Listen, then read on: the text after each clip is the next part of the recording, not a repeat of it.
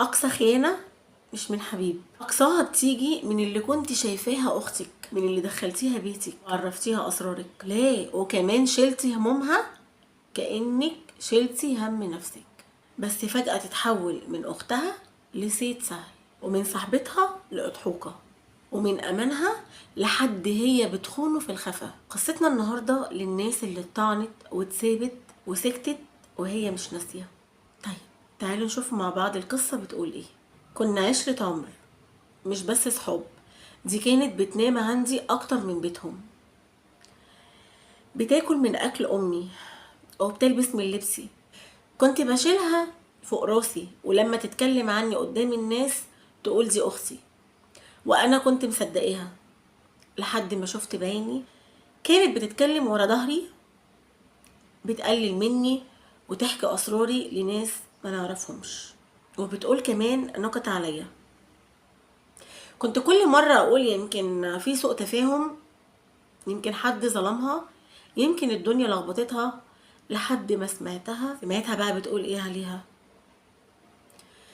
انا بس بصاحبها عشان مصلحتي، دي مش قدي، دي غلبانة.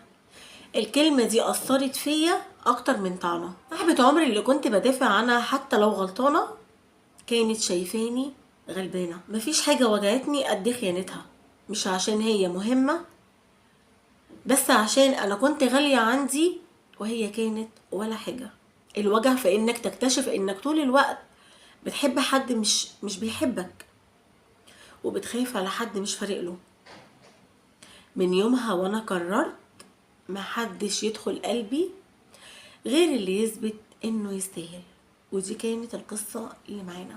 طيب انا حابة اقول مش كل اللي بيضحك في وشك بيحبك، ومش كل اللي بتسميها اختك تبقى اخت. حافظ على قلبك وما تديش ابدا ظهرك لحد، لان اللي بيمسك خنجر مش دايما بيكون عدوك، ساعات بيكون اقربهم. القصة دي فعلا معانا كانت بتوجع قوي. هي قصة حقيقية عن خيانة الصداقة والعشرة، واللي لما الواحدة بتشوف واحدة وتقول عليها أختي وفجأة تطعنها في ظهرها، بتبقى صعبة جدا جدا جدا. منتظرة كومنتاتكم وهشوفها كلها. دمتم بخير، واستودعكم الله الذي لا تضيع ودائعه.